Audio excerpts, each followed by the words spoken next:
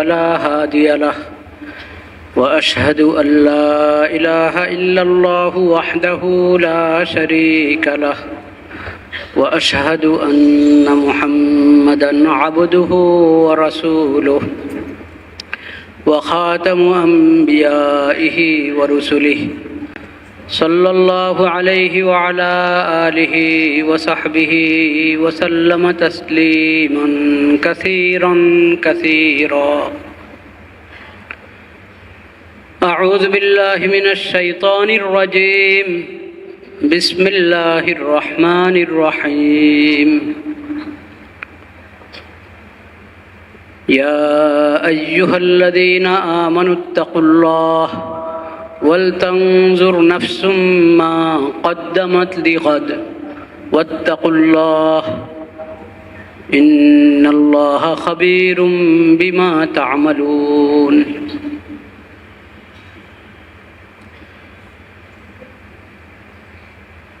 আল্লাহ রব্বুল আলমিনের মেহেরবানি, আল্লাহ তাআলা আমাদেরকে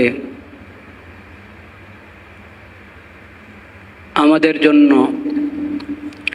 নেক আমলের আল্লাহর নৈকট্য অর্জনের জন্য অনেক দরওয়াজা আল্লাহ খুলে রেখেছেন। কিভাবে বান্দা আল্লাহর নিকটে যেতে পারে, আল্লাহর সন্তুষ্টি অর্জন করতে পারে, জাহান্নাম থেকে বাঁচতে পারে, জান্নাতের অধিকারী হতে পারে, সেজন্য আল্লাহ তাআলা অনেক রাস্তা, নেক আমলের অনেক রাস্তা খুলে রেখেছেন। আল্লাহর নৈকট্য অর্জনের জন্য সবচেয়ে আল্লাহর কাছে সবচেয়ে প্রিয় এবং সবচেয়ে বেশি জরুরি বিষয় হলো ফরজ আদায় করা, হারাম থেকে বেঁচে থাকা। এই কথা খুব ভালোভাবে আমাদেরকে বুঝতে হবে এবং স্মরণে রাখতে হবে। আল্লাহর কাছে আল্লাহর নৈকট্য অর্জনের জন্য সবচেয়ে প্রিয় মাধ্যম হলো এবং যেটা সবচেয়ে বেশি জরুরি সেটা হলো কি? ফরজ আদায় করা। আল্লাহ যা ফরজ করেছেন তা আদায় করা, আল্লাহ যা হারাম করেছেন তা থেকে বেঁচে থাকা। আমরা ধারণা করি কি ফরজ লঙ্ঘন হলে হক, হারাম করছে পাপ, বিভিন্ন বড় বড় অপরাধ পাপাচার হতে থাকুক, সব বরাতে সব মাপ নিয়ে নেব। আছে না একটা ধারণা? 5 ওয়াক্ত ফরজ নামাজ, এটা দৈনিক সবসময় আমল, প্রতিদিন 5 ওয়াক্ত নামাজ ফরজ, সে নামাজের গুরুত্ব দিচ্ছে না। কবিরা গুনাহ, বড় বড় পাপ, ওগুলোর ব্যাপারে, ওগুলো থেকে বেঁচে থাকার ব্যাপারে আমি যত্ন নিচ্ছি না, উদাসীন। কিন্তু সব বরাতে একবারই উপচে পড়া ভিড় মসজিদে। এটার মানে কি? এটার মানে হলো আমি নফলের মাধ্যমে আল্লাহর নৈকট্য অর্জন করতে চাচ্ছি, ফরজ বাদ দিয়ে। ফরজ বাদ দিয়ে এবং গুনার কাজ করে আল্লাহর নৈকট্য অর্জন করব নফলের মাধ্যমে। এটা অসম্ভব কথা, এটা অসম্ভব কথা। শবে বরাত একটি বরকতপূর্ণ রাত, ফজিলতের রাত, কিন্তু এর মানে এটা না যে আমি পুরো বছর উদাসীন থাকব, পুরো বছর উদাসীন থাকব, ফরজের ব্যাপারে উদাসীন থাকব, গুনাহ থেকে বাঁচার ব্যাপারে উদাসীন হয়ে থাকব, বন্দার হক নষ্ট করতে থাকব, আল্লাহর মাখলুকের উপরে জুলুম করতে থাকব, আর শবে বরাতে মসজিদে এসে ইমাম সাহেবের সঙ্গে একটা মোনাজাত দিব আর আমার সব কিচ্ছা শেষ। না না না, এটা ইসলামের শিক্ষা নয়। ইসলামের শিক্ষা হলো তুমি ফরজ আদায়ের ব্যাপারে যত্নবান হও। বাবু তুমি বসে যাও, ফরজের ব্যাপারে যত্নবান হও, ফরজ আদায় করো, আল্লাহ যা ফরজ করেছেন তা আদায় করো। 5 ওয়াক্ত ফরজ নামাজ, রমজানের ফরজ রোজা, যাকাত, হজ যার সামর্থ্য আছে হজ, এবং যে অঙ্গনে যা ফরজ, মানুষের মানব জীবনের যেই অঙ্গনে যে শাখায় যা আল্লাহ ফরজ করেছেন। যেমন আমি যদি চাকুরি করি, আমার চাকুরিজীবী হিসেবে আমার উপরে ফরজ হলো আমি চাকুরির হক আদায় করা, ওখানে কোনো খেয়ানত না করা। যতটুক সময় আমার দায়িত্ব, আমার ডিউটি, অতটুক সময় শুরু থেকে শেষ ঠিক সময় যাওয়া এবং পুরো সময় থেকে তারপরে বের হওয়া। দেরি করে যাব, আগে আগে বের হয়ে যাব, এটা গলত তরিকা, এটা সহি, এটা ফরজ লঙ্ঘন হলো। এবং যতক্ষণ ওখানে আছি আন্তরিকতার সাথে আমি আমার দায়িত্ব পালন করব, এটা ফরজ। ব্যবসার অঙ্গনে এরকম ফরজ আছে। প্রত্যেক মানব জীবনের প্রতিটা অঙ্গনে আল্লাহ কিছু আমল ফরজ করেছেন, কিছু জিনিস হারাম করেছেন। হারামটা থেকে বাঁচতে হবে, ফরজটা আদায় করতে হবে। হারাম থেকে বেঁচে থাকা এবং ফরজ আদায় করার মাধ্যমে আল্লাহর নৈকট্য অর্জন হয়। এরপরে হলো নফল। নফল দিয়ে ঘাটতি পুরা করো, ফরজের ঘাটতি পুরা করো। কিন্তু ফরজ নাই, খবরই নাই ফরজের, তো ঘাটতি পুরা করবেন কি আপনি? যদি আমি আদায় করি ফরজ, ওখানে কি কি ত্রুটি থেকে গেছে বেখেয়ালিতে, সেটা পুরা হবে নফলের মাধ্যমে। আমি যদি ফরজ লঙ্ঘন করেই চলি, তো এখানে তো ঘাটতি পুরা হওয়ার কি হলো? এটা নফলকে ভুল ব্যবহার করা, নফলকে ভুল ব্যবহার করা। নফল হলো, এটা হলো মনে করেন বিল্ডিং করলেন, ফাউন্ডেশন হয়েছে, হ্যাঁ সব কিছু হয়েছে, এখন রং লাগাচ্ছেন আপনি চারদিকে। নফল হলো রং লাগানো। হাওয়ার উপরে যদি আমি রং লাগাইতে হবে, তাহলে আমার ইমানে জিন্দিগি, আমার তাকওয়ার জীবন হইতে হবে, আমার মধ্যে তাকওয়ার জীবন থাকতে হবে। আমার উঠা বসা, চালচলন, লেনদেন, আকিদা, বিশ্বাস, ইবাদত, বন্দেগী, সব কিছুর মধ্যে ফাউন্ডেশনটা থাকতে হবে। এই ফরজ হলো ফাউন্ডেশন। গুনাহ থেকে বেঁচে থাকা, হারাম থেকে বেঁচে থাকা, এটা ফাউন্ডেশন। এর ফাউন্ডেশনের উপরে আপনি এবার উঠেতে থাকেন, এটা হলো নফল। এটা হলো শবে বরাত। কিন্তু শবে বরাত তো বছরে একবার, প্রতি রাত। প্রতি রাত কি শবে বরাত নয়? হ্যাঁ, শবে বরাত বছরে একবার, এই কথা ঠিক আছে। কিন্তু শবে বরাতের যে বরকত, ফজিলত, ওটা পাওয়ার জন্য আল্লাহ তাআলা বছরে একবার আমাদেরকে সুযোগ দেন, না প্রতি রাতেই সুযোগ দেন? প্রতি রাতে সুযোগ দেন। শবে বরাতে আর অন্য রাতে পার্থক্য হলো, শবে বরাতের এই বরকতটা সূর্য ডুবার পর থেকেই, মাগরিবের সময় হওয়া থেকে শুরু হয় শবে সাদিক পর্যন্ত, পুরা সময়। কিন্তু পুরো বছরের প্রতিটি রাতের মধ্যে বিশেষ বরকত, বিশেষ মাগফিরাত, বিশেষ রহমতের মুহূর্ত আসে। যদিও সে একবার একটার মাগরিব থেকে ফজর পর্যন্ত পুরা রাতের ব্যাপারে এরকম না, কিন্তু প্রতি রাতেই এরকম বিশেষ রহমত, বিশেষ বরকত এবং ফজিলতের মুহূর্ত আসে। বলেন আলহামদুলিল্লাহ।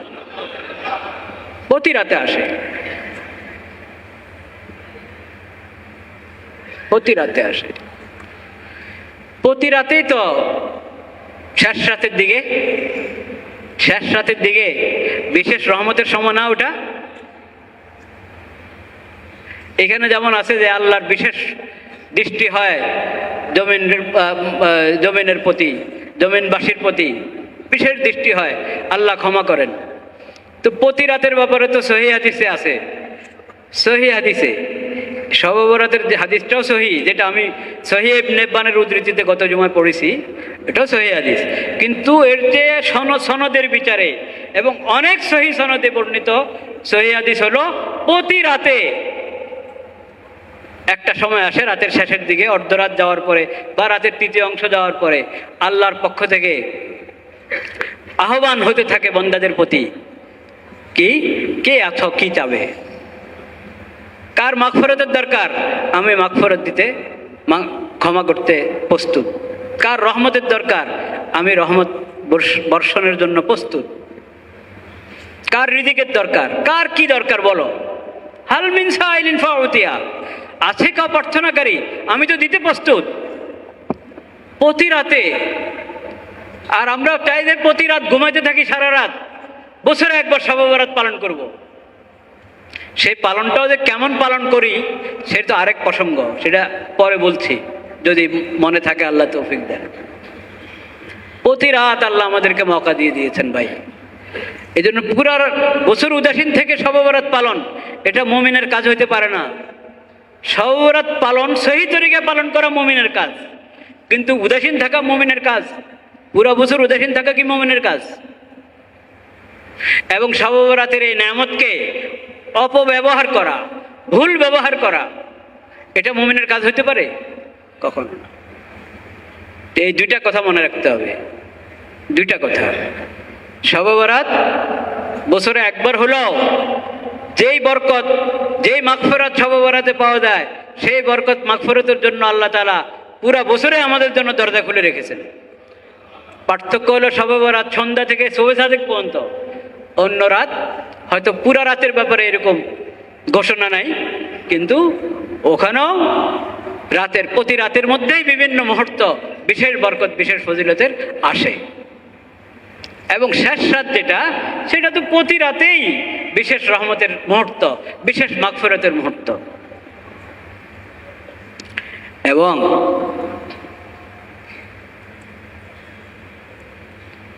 হাদিস শরীফে দেখেন, দিন এবং রাত দুটোটার ব্যাপারে কিন্তু মুসলিম শরীফের হাদিসের মধ্যে নবী করিম সাল্লাল্লাহু আলাইহি ওয়াসাল্লাম এর ইরশাদ বাণী যে প্রতি রাত একটা মুহূর্তে এমন আছে বান্দা যা চায় আল্লাহ দান করেন। সহিহ হাদিস এটা। প্রতি রাত এমন মুহূর্ত আসে যে বান্দা যা চায় আল্লাহ কি করেন? দান করেন। তা আপনি মাগরিবের পরও দোয়া করেন প্রতি রাত, এশার পরও দোয়া করেন, শোয়ার আগেও দোয়া করেন, ঘুম ভাঙলেও দোয়া করেন, শেষ রাতে উঠে দোয়া করেন। আর প্রতি রাতের মধ্যে তো শেষ রাত আসছেই, ভোর রাত, যেটা সেহরির সময়টা। ওই সময়টা তো একবারই আপনার অনেকগুলো হাদিসের মধ্যে, অনেক সাহাবী থেকে বর্ণিত, অনেক সহিহ সূত্রে বর্ণিত হাদিসের ঘোষণা, যেটাকে পরিভাষায় মুতাওয়াতির বলা হয়। মুতাওয়াতির হাদিস নবী করিম সাল্লাল্লাহু আলাইহি সাল্লাম থেকে বর্ণিত। সেই হাদিসের মধ্যে যে ইয়ানজিলুল্লাহু তাবারাকা ওয়া তাআলা, রাতের মানে ভোর রাত যেটাকে আমরা বলি, এটা অর্ধরাতের পর থেকেই, যে তখন আল্লাহ রাব্বুল আলামিনের পক্ষ থেকে বিশেষ ঘোষণা হয়, বিশেষ আহ্বান আসে। কিসের জন্য? যে বান্দা তুমি কি দোয়া করবা? মাগফিরাতের, রহমতের জন্য, রিজিকের জন্য, অন্য কোনো জরুরত, অন্য কোনো পেরেশানি থেকে মুক্তি চাচ্ছ? যা চাওয়ার চাও। এবং বান্দা নিজের স্বার্থে চাবে, নিজের স্বার্থে 2 রাকাত নামাজ পড়বে, নিজের স্বার্থে দোয়া করবে, মুনাজাত করবে, তেলাওয়াত করবে। আল্লাহ তাআলা ওটাকে নাম দিয়েছেন কি জানেন? প্রতি রাতের বিষয়। প্রতি রাত আল্লাহ তাআলা ওটাকে নাম দিয়েছেন, কে আমাকে করজ দিবে, ঋণ দিবে, দাও। আমি করছি আমার স্বার্থে মুনাজাত, দোয়া, তিলাওয়াত, নফল, জিকির, দুরূদ, ইস্তিগফার। আল্লাহ এগুলোকে নাম দিচ্ছেন, কে আমাকে ঋণ দিবে, দাও।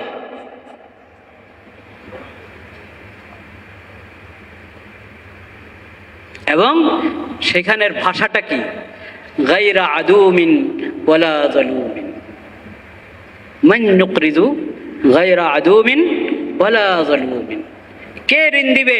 ওই সত্তাকে যার কোনো অভাবও নাই আর যে কখনো জুলুমও করে না। কে তিনি? আল্লাহ তাআলা। আল্লাহর কোনো অভাব নাই, কাজে তুমি আল্লাহকে ঋণ দিলে তোমার ভয় নাই, এই ঋণ পাবে, এটার বদলা পাবে। ঋণ দিচ্ছি আমি আল্লাহকে 2 রাকাত নামাজ, কার জন্য? আল্লাহর জন্য ইবাদত করছি। কার স্বার্থে? আমার নিজের স্বার্থে। কিন্তু আল্লাহ এটাকে নাম দিচ্ছেন, আমাকে ঋণ দাও। এই ঋণ আল্লাহ যে ফেরত দিবেন আখিরাতে, যা আপনি দিয়েছেন 2 রাকাত, 2 রাকাত ফেরত দিবেন, না 2 রাকাতকে আল্লাহ তাআলা হাজারো রাকাত বানিয়ে ফেরত দিবেন।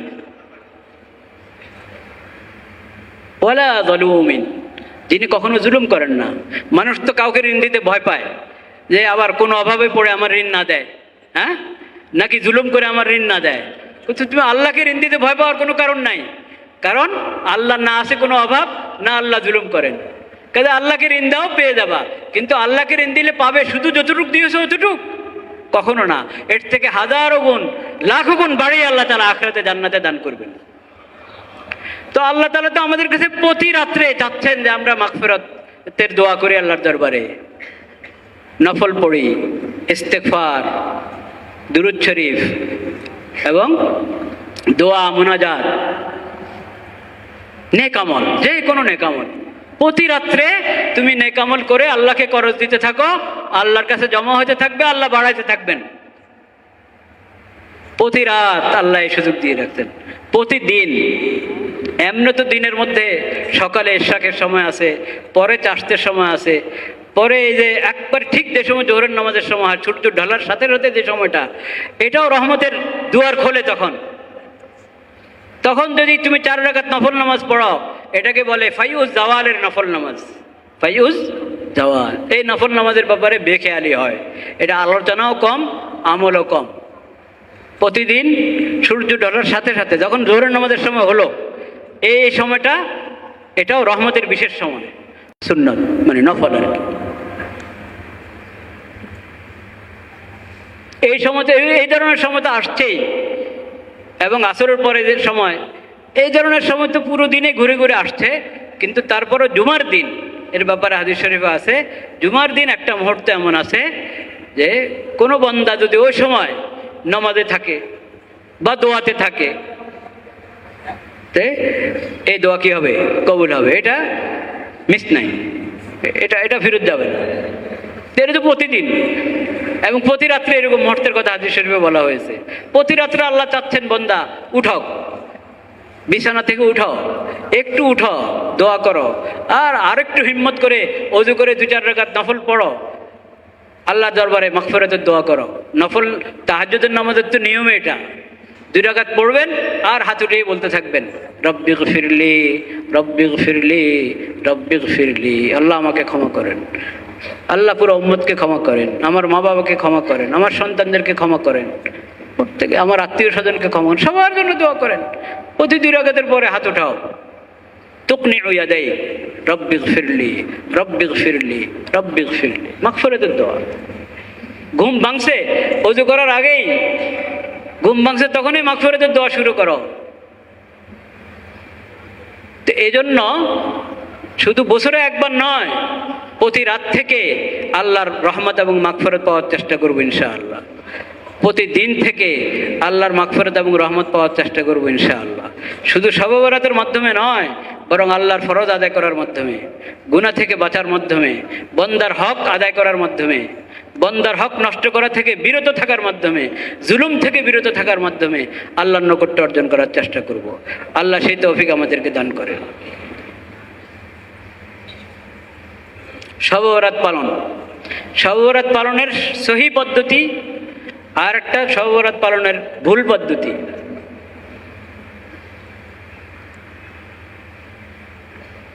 সহি পদ্ধতি শবে বরাতের একবারই সহি পদ্ধতি হলো, শবে বরাত হলো আল্লাহর মাগফিরাতের রাত। কাজেই তুমি ইস্তেগফার, তওবা এবং যেসব আমলের দ্বারা মাগফিরাত পাওয়া যায় ওইসব আমলের মধ্যে এই রাতটা কাটাও, যতক্ষণ পারো, যতক্ষণ পারো। এটা তো অন্য সব রাতের মধ্যে একটা রাত। কাজে এটাতে মাগরিবের নামাজ আছে, এশার নামাজ আছে, ফজরের নামাজ আছে, নাকি রাত শেষে ফজরের নামাজ, মাগরিব জামাতে মসজিদে পড়ো। এটা তো প্রতিদিনের সুন্নত, নাকি শবে বরাতের সুন্নত? কি মাগরিবের নামাজ জামাতে মসজিদে পড়া এটা শবে বরাতের আমল না প্রতিদিনের আমল? এশার নামাজ জামাতের সাথে মসজিদে পড়া শবে বরাতের আমল না প্রতি রাতের আমল? রাত শেষে ফজরের নামাজ জামাতে মসজিদের সাথে পড়া শবে বরাত না সব দিন? সব দিন। এমন শবে বরাত পালন করলাম, ফজরের নামাজ মসজিদে আর পড়লাম না, সারা রাত জাগনা, ফজরের জামাতের সময় ঘুমে, হলো শবে বরাত পালন? সঠিক পদ্ধতির পালন শবে বরাত পালন হলো, আগে নিয়মিত যে আমল ওটা ঠিক রাখো, ওটা ঠিক রাখো, যদি ঘরের মধ্যে মা বোনদেরকে হালুয়া রুটির মধ্যে লাগায় দাও, ঘরে মা বোনদেরকে হালুয়া রুটি বানানোর মধ্যে লাগায় দাও, আরো কত ধরনের কি পিঠা বানায়, কোনটা মাছের মতো কোনটা কিসের মতো, হ্যাঁ? তো প্রাণীর আকৃতি করে যে আপনি বানাচ্ছেন, এটা কি পিঠা বানানো হচ্ছে না গুনাহ হচ্ছে? তো ওই বেচারীরা কি আসর পড়বে, জোহরের সময় জোহর, আসরের সময় আসর, মাগরিব, ওগুলো ঠিক মতো আদায় করবে না, আপনার হালুয়া রুটিতে থাকবে। শবে বরাত কেন্দ্রিক যত প্রথা, সব প্রথাকে ত্যাগ করতে হবে যদি শবে বরাতের বরকত চাই। শহরে এখন কমেছে, নতুবা গ্রাম দেশে এখনো আছে একবারে ঠিক। ওই যে ওই কি কি কি এক রাত পালন করে না, হ্যাঁ, ডিসেম্বরের শেষ জানুয়ারির শুরু, ওই রাতে যেরকম আতশবাজি করে আরো কি কি ফুটায়, শবে বরাতে এরকম করে গ্রামগঞ্জে। শহরও কিছুতে নাই তা না। এটা কি? এটা শবে বরাতের ভুল ব্যবহার। শবে বরাতে সব বরকতকে নষ্ট করে, শবে বরাতে সব বরকতকে নষ্ট করে দেয়। কবরস্থানে ঘুরতে থাকে। কবরস্থানে যাওয়ার কি কাজ? মাইয়াতের জন্য আপনি আপনার জায়গায় দোয়া করতে থাকেন, কবরস্থানে কেন ভিড় লাগাবেন? আমি বলেছি কিনা জানি না, একটা দুর্বল সনদের একটা বর্ণনা এসেছে, দুর্বল সনদের একটা বর্ণনা এসেছে, নবী করিম সাল্লাল্লাহু আলাইহি সাল্লাম এই রাত বাকি কবরস্থান, মদিনা মুনাওয়ারার মসজিদে নববীর কাছে যে কবরস্থান, ওই কবরস্থানে গিয়ে ওই মাইয়াতদের জন্য মাগফিরাতের দোয়া করেছেন। এটা জয়ীফ একটা রাওয়ায়াত, জয়ীফ বর্ণনা, কিন্তু কাউকে বলেন না নবী করিম সাল্লাল্লাহু আলাইহি সাল্লাম যে তোমরাও আসো, একা। এটা জানতে পেরেছেন শুধু আয়েশা রাদিয়াল্লাহু তাআলা আনহা। উনি কাউকে বলেন নাই যে এই রাতের আমল, শবে বরাতের আমল হলো কবরস্থানে যাও, কবরস্থানে জিয়ারত করো। তো যদি কেউ মনে করে যে কবরস্থান জিয়ারত করা, কবর জিয়ারত করা শবে বরাতের বিশেষ আমল, শবে বরাতের বিশেষ সুন্নত, এই ধারণা ভুল। এরপরে জিয়ারত মানে কি মহিলারাও যাবে পর্দা ছাড়া, পুরুষরাও যাবে, ওখানে দোকান বিছাবে, বাইরে দোকানপাট, এই উৎসবের মতো। কবর জিয়ারত হলো আখিরাত স্মরণ করার জন্য, না উৎসবের জন্য। কবরস্থানে যদি উৎসব হয়, কবরস্থানে গিয়ে যদি আড্ডা হয়, কথাবার্তা, কোনো ফিকির নাই, আখিরাতের ফিকির পয়দা হয় নাই, তাহলে এটা কেমন কবর জিয়ারত হলো? কবর জিয়ারত করা হয় আখিরাতের ফিকিরের জন্য, আখিরাতের ফিকিরের জন্য কবর জিয়ারত। কবর জিয়ারত তামাশার জন্য না, আড্ডার জন্য না, কবরস্থানে ভিড় লাগানোর জন্য না, আলোকসজ্জার জন্য না, মহিলারা বেপরদা হয়ে যাবে কবরস্থানে এই জন্য না। মহিলাদের জন্য তো এমনি কবরস্থানে যাওয়া ঠিক না। ভাইরা আমার, শবে বরাতকে বেদাতি তরিকে পালন না করি, শবে বরাত কেন্দ্রিক যত প্রথা, যত মুনকার কাজ সব ত্যাগ করতে হবে। এমনকি শবে বরাত এরকম জুমার মধ্যে আমরা আসলাম মসজিদে, 5 ওয়াক্ত নামাজে আমরা মসজিদে আসি, এরকম শবে বরাতের জন্য মসজিদে একত্র হওয়া এটাও কোনো সুন্নত বিধান না। আপনি নিজের ঘরকে নিন্দা করেন, ঘরের মধ্যে নফল পড়েন, কোরআন তেলাওয়াত করেন, ইস্তেগফার করেন। মসজিদে তো আসতে হবে, মাগরিবে আসলেন, এশায় আসলেন, তখন মসজিদে যদি কোনো আমল থাকে সে আমলে যুক্ত হতে পারেন, কিন্তু মসজিদে শবে বরাত কেন্দ্রিক কোনো আমল রাখা এটা সহি তরিকায় পড়ে না, মানে এটা কোনো সুন্নত তরিকায় পড়ে না। আমি ওরকমও বলছি না, কারো কাছে আজকে শুনলাম কেউ বলছেন যে একবারই কঠিন মন্তব্য করছেন, মনে হয় যেন এটা কোনো গুনার কাজ। যদি শবে বরাতে মসজিদে একসাথে একত্র হয় মানুষ, কিছু বয়ান হলো, কিছু দোয়া হলো একসাথে, এটা মনে হয় কোনো গুনার কাজ, এরকম কোনো বক্তা বললেন। এবং একটা খুব নিকৃষ্ট একটা উপমা দিয়ে এই কথা একজন বক্তা বলেছেন, এটা অন্যায় কথা, এভাবে বাড়াবাড়ি করা ঠিক না। হ্যাঁ, কোনো বাড়াবাড়ির প্রতিবাদ, আপনি যদি প্রতিবাদ করতেও বাড়াবাড়ি করলেন তাহলে এটা কেমন কথা হলো? এটা ঠিক না, এটা গুনাহ বলতে পারেন না আপনি। যেভাবে আমি বললাম যে এটাকে যদি আমরা সুন্নত মনে করি যে শবে বরাত পালন হবে একত্র, মসজিদে একাত্র হয়ে শবে বরাত পালন হবে, এই ধারণা ঠিক না, এটা হাদিস দ্বারা প্রমাণিত না। হাদিস দ্বারা প্রমাণিত এটা মাগফিরাতের রাত, আপনি মাগফিরাতের আমল করেন, মাগফিরাতের দোয়া করেন। যদি মসজিদে একত্র হয়ে পালন করতে হতো শবে বরাত, তো এটা সাহাবায়ে কেরাম করতেন, নবী করিম সাল্লাল্লাহু আলাইহি সাল্লাম এরকম করতেন, কিন্তু এটার কোনো প্রমাণ, এরকম একাত্র হয়ে ওনারা শবে বরাত পালন করেছেন মসজিদে মসজিদে, এটার কোনো প্রমাণ নেই। কাজেই এটা যত কম করা যায়, যত এটা কমানো যায় তত ভালো। বাকি আসল হলো একা একা নিজের আমল, ইস্তিগফার এবং নফল নামাজ, কোরআন তেলাওয়াত। নফল নামাজের মধ্যে দীর্ঘ কেরাত যদি করতে পারি, দীর্ঘ কেরাত, সজদা লম্বা করা সম্ভব হলে সজদা লম্বা সজদা করলাম, লম্বা সজদা। এমনি তো যে কোনো নফল নামাজে লম্বা সজদা, তাসবিহাত পড়তে থাকবো এবং দোয়া করতে থাকবো। নফল নামাজের মধ্যে সজদাতে দোয়ার অনেক সুযোগ, নিজের যা চাওয়া আল্লাহর কাছে আছে, আমি সজদা পড়ে আল্লাহর কাছে বলতে থাকবো, কারণ একা একই আমি পড়তেছি। যতক্ষণ তসবিহ পড়তে চাই, যতক্ষণ দোয়া করতে চাই, খুব ভালো। যাই হোক, শবে বরাতের উপলক্ষে যারা আগে থেকে ফরজের ব্যাপারে উদাসীন এবং গুনাহ থেকে বাঁচার ব্যাপারে উদাসীন, তারা শবে বরাত থেকে যখন তওবা করলো, আল্লাহ দরবারে কানলো, এই তওবাটাকে ধরে রাখা, এটা একটা কাজ, এটা একটা কাজ। আচ্ছা, আজকে রাত, আজকে এই সামনের রাতটাই তো, নাকি সামনের রাতটাই তো, আজকে রাত্রে আসলাম মসজিদে, আসলাম প্রতিদিন আসবো। আজকে আল্লাহ দরবারে এরকম কানলাম, আল্লাহ আমাকে পাক সাফ করে দেন, আমার গুনাহ মাফ করে দেন। তো পরের দিন থেকে আবার নিজেকে গুনার নাপাকি নিজের মধ্যে মাখতে থাকবো না। আল্লাহকে বলেছি ক্ষমা করে দিতে, এখন আমি গুনাহ থেকে বাঁচার চেষ্টা করব। এই তওবাটাকে, আজকে রাতের তওবাটাকে ধরে রাখা, ধরে রাখা। আর মনে রাখতে হবে ভাই, শবে কদর বলেন, শবে বরাত বলেন, শবে কদরের মর্যাদা তো শবে বরাত থেকে আরো কি বেশি, নাকি উল্টা মনে করেন? অনেকে উল্টা মনে করে যে শবে বরাত শবে কদর থেকেও আরো বেশি ফজিলতওয়ালা। শবে কদরের ফজিলত বরকত বেশি। তো এখন শবে কদর বলেন আর শবে বরাত বলেন, এটা কিন্তু জুলুম মাফ করবে না। জুলুম অন্যের উপরে হয়েছে, জুলুমের জন্য তার কাছে ক্ষমা চাইতে হবে। যার হক নষ্ট করা হয়েছে তার হকের কাফফারা করতে হবে, হক আদায় করতে হবে। আল্লাহর মাখলুকের উপরে জুলুম করে, আল্লাহর মাখলুকের হক নষ্ট করে শবে বরাতে যত লম্বা মোনাজাত দেন, যত চোখের পানি ঢালেন, কাম হবে না। ওটা গুনাহ মাফ হয়, হক মাফ হয় না। তওবার দ্বারা কি মাফ হয়? তওবার দ্বারা গুনাহ, কিন্তু আরেকজনের হক কি হয় না, মাফ হয় না। তার হক আদায় করতে হবে। কারোর থেকে ঋণ নিয়ে ঋণ আদায় করা হচ্ছে না, ওটা আদায় করতে হবে। মিরাসের হক দেওয়া হয় না ফুফুদেরকে, বোনদেরকে, সেটা আদায় করতে হবে। কাউকে কষ্ট দিয়েছি, জুলুম করেছি, ওটা তার কাছ থেকে ক্ষমা চেয়ে নিতে হবে। সে আমার থেকে প্রতিশোধ নেবে, এই সুযোগ তাকে দিতে হবে। আল্লাহর দরবারে প্রধানমন্ত্রী, রাষ্ট্রপতি, প্রধান উপদেষ্টা আর সাধারণ একজন মানুষ, আল্লাহর দরবারে সবাই বরাবর। আল্লাহর দরবারে সবাই বরাবর।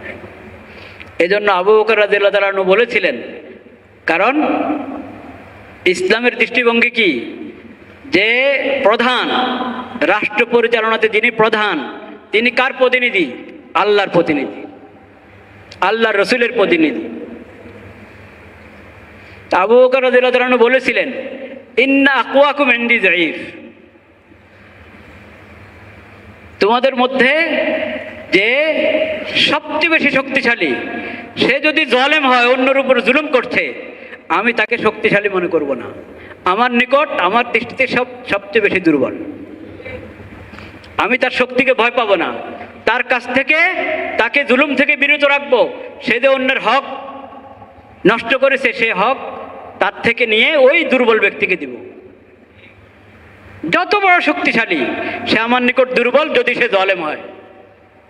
আর যত দুর্বল, একবারে দুর্বল, সে আমার নিকট শক্তিশালী যদি সে মজলুম হয়। যদি কি হয়?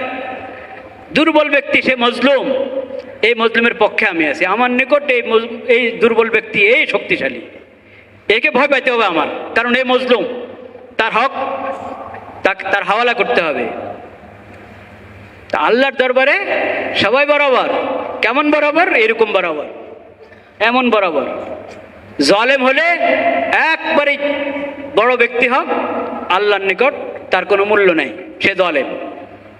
আর মজলুম যত দুর্বল হোক, সে যেহেতু মজলুম, আল্লাহর কাছে তার প্রার্থনা, হ্যাঁ, তার দোয়ার অনেক কি মূল্য, অনেক মূল্য। বাকি জালেম থেকে প্রতিশোধ আল্লাহ একদিন আগে নেবেন বা পরে নেবেন, সেটা আল্লাহর বিষয়। কিন্তু জালেম যত বড় ব্যক্তি হোক, আল্লাহর কাছে সে আসামি। মজলুম যে হোক, আল্লাহর কাছে তার তার এই তাকে জুলুম থেকে, তার জুলুম থেকে তাকে বাঁচিয়ে রাখা, এবং এই জুলুমের কারণে যে সে ক্ষতিগ্রস্ত হলো, জালেম থেকে এটার প্রতিশোধ আল্লাহ রাব্বুল আলামিন দুনিয়াতে হোক আখিরাতে হোক, বা দুনিয়াতেও এবং আখিরাতেও সব জায়গায় নিয়ে যান, একদিন আগে আর পরের বিষয়। আল্লাহ রাব্বুল আলামিন ছাড় দেন কিন্তু ছাড়েন না, এটা মনে রাখতে হবে। কাজেই জালেমদেরকে সতর্ক থাকতে হবে। জালেমরাও যে এসে মসজিদে এসে কান্না দিবেন আর জুলুম ছাড়বেন না, এটা হবে না, এটা হবে না। জালেম অত্যাচারী আর ইনসাফওয়ালা আল্লাহর কাছে বরাবর হতে পারে না, কখনো বরাবর হতে পারে না। যে জুলুম করে না সেও আল্লাহর দরবারে মুনাজাত দিবে, যে জালেম সেও আল্লাহর কাছে মুনাজাত দিবে। এই দুনু মুনাজাত দেখা হবে কিভাবে? এই দুনু মুনাজাত দেখা হইতে পারে না। জালেমের মুনাজাত গ্রহণ করার জন্য এক নম্বরে জুলুম থেকে তওবা করতে হবে। জুলুম করে যাদেরকে কষ্ট দিয়েছে তাদের তাদের ক্ষতিপূরণ করতে হবে, তাদের কাছ থেকে মাপ নিতে হবে, তারপরে আল্লাহর মাপ পাওয়া যাবে। এটা হতে পারে বাস্তবে অনুশোচনা এসেছে, খুব কান্না দিয়েছে, তা আল্লাহ তাআলা যাদের উপরে জুলুম করেছে তাদের মন প্রস্তুত করে দিবেন একে মাফ করে দেওয়ার জন্য, সে গেলে হয়তো সহজে মাফ করে দিবে, এটা হতে পারে।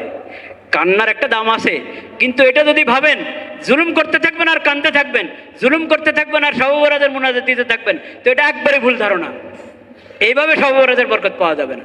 আল্লাহ রাব্বুল আলামিন আমাদেরকে হেফাজত করেন, সমস্ত বরকতপূর্ণ সময়ের কদর করার তৌফিক দান করেন, রমাদানুল মুবারকের প্রস্তুতি গ্রহণ করার তৌফিক নসিব করেন।